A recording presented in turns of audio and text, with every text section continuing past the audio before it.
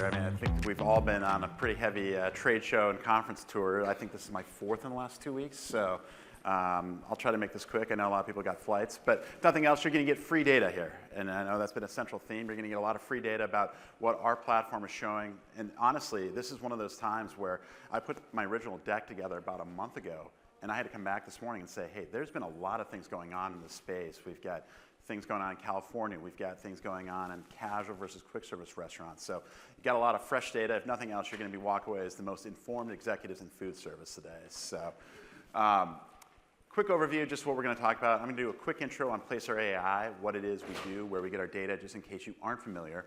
Then I'll just do a quick overview on some of those trends I talked about, what's going on in the food service industry today. And then just a little synopsis on the things we're seeing in terms of consumer behavior, the different things in terms of demographics. And it really has been a lot of change post-pandemic in terms of behavior. And so I'll go through what our data shows on that. Hopefully we'll have time for questions at the end as well. But quickly, introduction on Placer.ai, and Rev did a great job just kind of laying out the basic use cases. But for those who aren't familiar, we are a location-based analytics company powered by mobile data. In simpler terms, that means we can come up with foot traffic estimates for anything, any physical place in the United States, whether that's an individual retail location, restaurant, Westin, Lombard, downtown Chicago, anything you can draw a shape around on a map, we can get foot traffic data for. And the way it works is we partner with several hundred mobile app companies, and through those mobile app partnerships, we are given 24/7 location data for a panel of 25 million devices. Importantly, any personal information is completely stripped out before it gets to us. There's no way you can know anything about that device user. All we know is that a device went into a certain location, how long they stayed there, and where else they go to. But where it gets really interesting from that sample, that's where the AI and Placer.ai comes in. We take that sample and then extrapolate that using a number of other variables to come up with that full traffic estimate for whatever place you're looking at. But I like to think of our data as really kind of more the what is going on. Again, just how many people have visited. But it gets super interesting when we start to layer in other data sets. And I think that's really the power of the Placer platform, is the other data partners that we have. Things like demographic data, psychographic data. As I mentioned, we don't collect any personal information about a device user, but if somebody's device goes back to a certain zip code block, we know that's a home location. We don't get any more granular than just the zip code, but then we can start to make inferences and do it in a privacy-first approach to understand who the demographics behind who might be visiting your location, how that might be changing over time, and really some interesting things. Again, we use it a lot of times. Real estate and marketing are kind of the first two groups we work with the restaurant, but more and more we're finding that strategy and operations that are starting to use us just to better understand how customer behavior may have changed post-pandemic, what markets are seeing different things in terms of preferences. So if you haven't seen it, please check us out. We've got a lot of good data in terms of demographics, psychographic, customer segmentation. All these different things you see on here we can do with our data. So with that, let's get to the fun stuff and just go through some of the free data that I mentioned here and some of the more interesting things we've seen. So I mentioned we can do things at the individual store level, but then we can roll that into chain and then industry. And so we can start to see what's going on across the dining category here. And so what I'm showing on this graph is year-over-year visits for a number of the restaurant categories out there. So we've broken it up to coffee, QSR, full service, and fast casual. I think everybody who's in operations knows January was kind of a wash this year, a lot of weather issues around the country. So pretty negative results across the board there, particularly among full service restaurants. Saw a nice bounce back in February, pretty much across the board.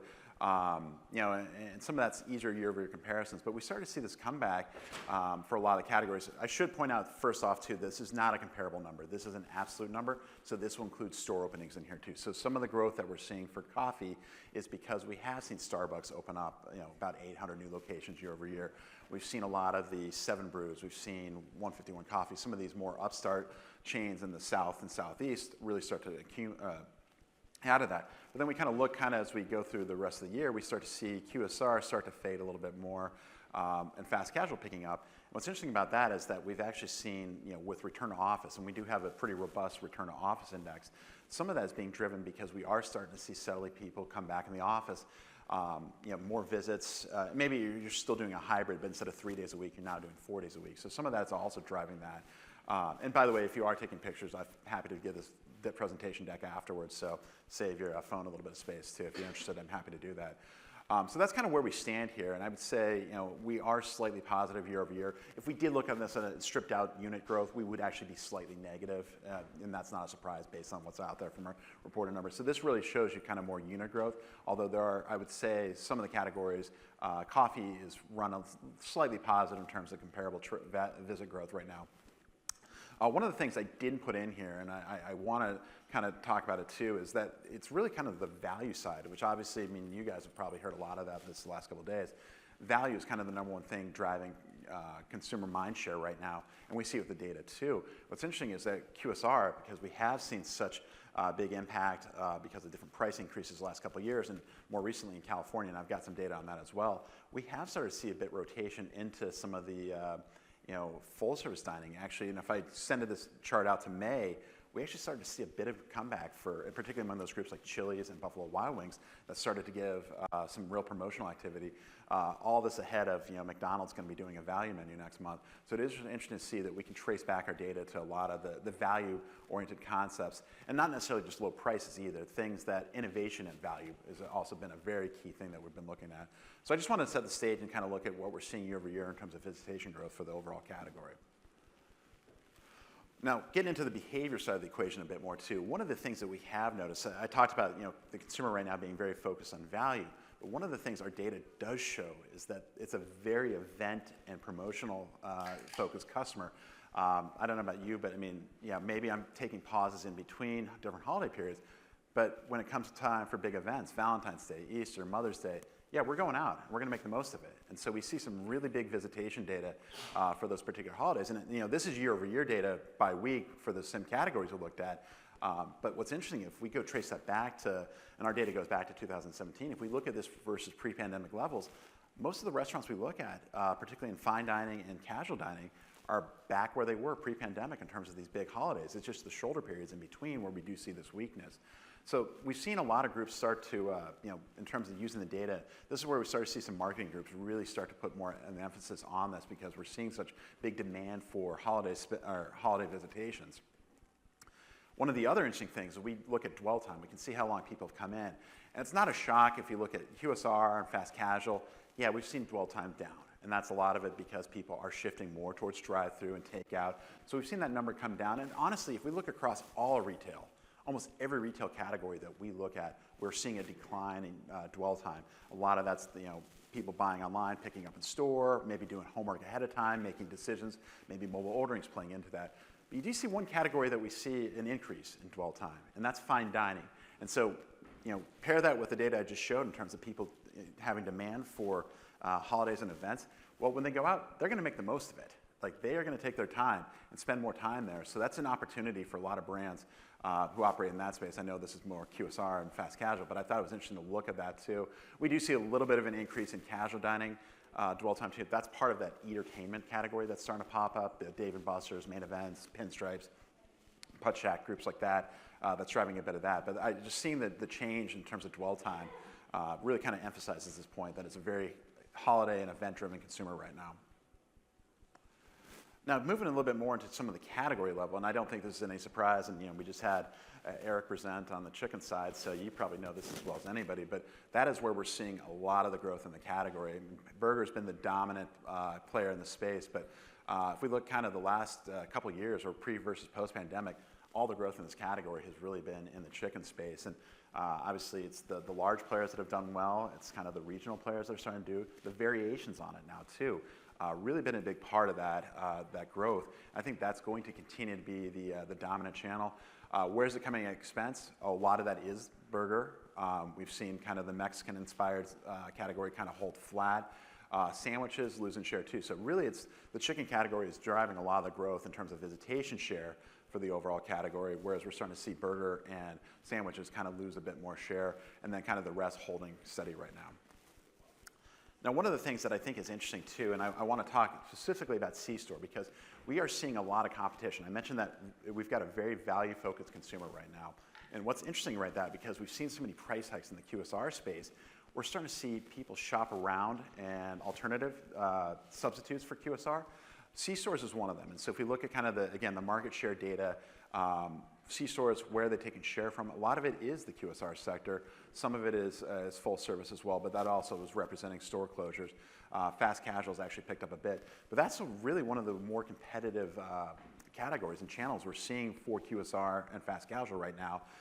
In a lot of ways, too, I think, you know, I had this conversation at the NRA show a couple weeks back. In a lot of ways, you know, the innovation that we had traditionally seen in the QSR space around mobile ordering and payments and things like that, that baton has been passed in a lot of ways to the C-store sector. And if you think about groups like Wawa was just mentioned in the last presentation, they've done a lot of interesting things in terms of mobile ordering and kiosk and things like that. And so not only just kind of the technology innovation, but also menu innovation and other things there as well. Starting to see that. Mentioned C-stores here, but we're seeing it across other categories too. And I don't have the slide here, but you know, if we look at overall visits to grocery, for example, that number compared to pre-pandemic level is as high as it's ever been. People are visiting more grocery stores than they ever have before. And why are they doing that? Because they can kind of cherry pick value at different stores right now. So maybe you see a discount at an Aldi or Trader Joe's. Maybe I see something that I can only get somewhere else. And so the number of visits for the overall grocery category compared to pre-pandemic is actually up 12%. The number to dollar stores is up 17%. The number to C-stores, 23%. So big numbers in terms of that, and it's really interesting kind of seeing the cross-visitation. One other thing that I don't have in here, but I want to just talk about is, you know, competition with value grocery. That is a big source of competition for QSR. First quarter last year for McDonald's, 17% of their visitors also visited an Aldi. This year, first quarter, 25%. So a huge jump in the number of people that are going to value grocery. And so when these companies are talking about on their public conference calls, hey, we're seeing difficulties from lower income consumers, but not really talking about where they're going, that is where they're going right now, is value grocery, discounted dollar, and C-stores. That is where we're seeing the most cross-visitation right now. Just because it is a big topic, I did want to spend just a little bit of time on the California situation because we are seeing some definite changes here. So what I'm showing on the first half of the graph is year-over-year visitation trends for QSR nationwide is the lighter blue, darker blue is California. And what you see for February and March, and I left off January just because of the weather, it was skewing some of the numbers there, but you generally see California was actually probably a little bit ahead of where the national average was. At a minimum, it was kind of lockstep in there. Then we get April 1st, and for those who haven't been following the situation, April 1st, a $20 minimum wage went into effect in California for QSR as well as healthcare workers. And as a result, most chains did take a mid to high single-digit pricing increase just to offset the dollar impact.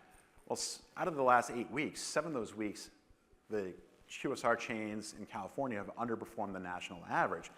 And if you break it down even further, and we do have some additional data if you're interested in seeing it, it's the burger chains that have gotten hit really hard. So McDonald's was running about flat with its national average in California up until April 1st. All of a sudden now it's running about 3.5 points or 2.5 points below the national average. And that's generally what we've seen for most chains. Even the stalwarts, the cult followings, the In-N-Out burgers of the world, they're running well below what they are nationally. So it's having a definitive impact. I would say it's hitting the burger chains pretty severely. It's hitting Chipotle pretty hard with the 6 to 7% increase that they've had. But the interesting side note, I don't think anything I just told you right there is that surprising.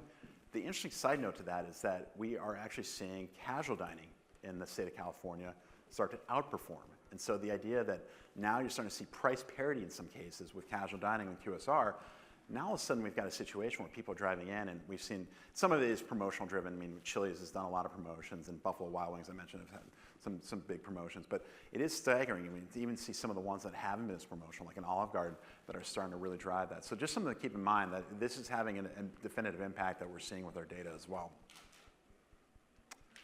So I want to shift gears and talk a little bit more about just kind of the things that we're seeing from a diner perspective, and just some of the trends that we've observed. And this was kind of an interesting one, and this is a fun one that we started to observe. Actually, this started last year when Danny Meyer put out a tweet asking if 6 o'clock was the new 8 o'clock in terms of fine dining, in terms of reservations in New York City. And so that was a perfect scenario for us to look at our data. We do visits, but we can do it by day part as well. And almost across the board, we have seen a shift in behavior. People are dining much earlier than they ever had before. And again, so this afternoon day part, kind of almost like the 4 o'clock to 6 o'clock hour, has taken over the mantle as kind of the most popular time for sit-down dining, these cases. So each one of these casual dining steak chains much higher percentage of visits coming in that 2 to 6 p.m. period. And we've thought back, what might be changing this behavior? And I think a lot of it stems from the work from home and kind of hybrid work models, more flexibility in your schedule. And if I don't have to wait to get home, I'm going to do that. There's also a migration play here too. And if you're interested, we do have a really cool migration data set, understanding where people move to. And in a lot of cases, we've seen that movement away from urban markets, more to suburban and rural, which does lend itself more towards some of the behavior that we're seeing as well. So kind of interesting seeing this too.